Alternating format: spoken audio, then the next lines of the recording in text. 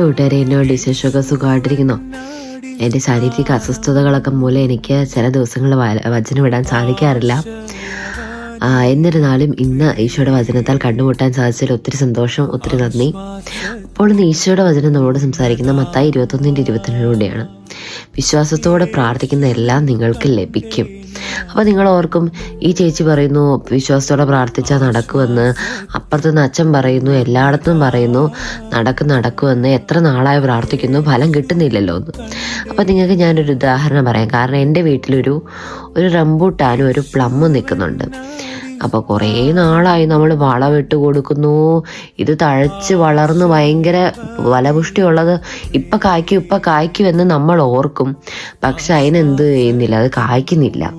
അപ്പം അതിൻ്റെ നിപ്പൊക്കെ കണ്ടു കഴിഞ്ഞാൽ അതിപ്പം തന്നെ ഫലം കായ്ക്കും, ഫ്രൂട്ട്സൊക്കെ ഉണ്ടാകും, നല്ല തളർത്ത് ഇതൊക്കെ ആയിട്ട് നിൽക്കുന്നു. നമ്മൾ വളമിട്ട് കൊടുക്കുന്നു, വെള്ളം ഒഴിച്ച് കൊടുക്കുന്നു. അപ്പം ഇതിൽ നിന്ന് നമുക്ക് എന്താ, അപ്പം അത് കഴിഞ്ഞ് നമ്മൾ എന്ത് ചെയ്തു, ഇതിനെ ഒന്ന് ബഡ് ചെയ്ത് നോക്കി. ബഡ് ചെയ്ത് നഴ്സറിയിൽ നിന്ന് ഒരു ചേട്ടൻ വന്ന് ബഡൊക്കെ ചെയ്ത് നോക്കി, ഒന്ന് വെട്ടി പാകപ്പെടുത്തി കഴിഞ്ഞപ്പം കായ്ക്കാൻ തുടങ്ങി. അപ്പം അതാണ് നമ്മുടെ പലരുടെയും ജീവിതത്തിൽ നടക്കുന്നത്. നമ്മൾ ഓർക്കും, ഞാൻ പ്രാർത്ഥിക്കുന്നു, ഇപ്പം ഫലം കിട്ടും, ഇപ്പം നമുക്ക് ഗുണം കിട്ടും, ഇപ്പം നമ്മൾ ജയിക്കും, ഇപ്പം നമ്മുടെ പ്രശ്നങ്ങൾ മാറും, ജീവിതത്തിലെ ബുദ്ധിമുട്ടുകൾ മാറും. പക്ഷെ എന്ത് ചെയ്യുന്നില്ല, മാറുന്നില്ല. അപ്പം ഇതിന് ഈശോ നമ്മളോട് പറയുന്നത് എന്താ, നമുക്ക് വീണ്ടും പാകപ്പെടുത്തൽ ആവശ്യമാണ്. നമുക്ക് വീണ്ടും നമ്മളൊന്നോടെ നമ്മളെ തന്നെ വെട്ടി ഒരുക്കി, നമ്മളെ തന്നെ ഒന്ന് ശുദ്ധീകരിച്ച്, നമ്മളെ തന്നെ ഇരുത്തി ആലോചിച്ച് വീണ്ടും ഈശോയോട് അടുക്കാനുണ്ട് എന്നാണ് ഇത് സൂചിപ്പിക്കുന്നത്.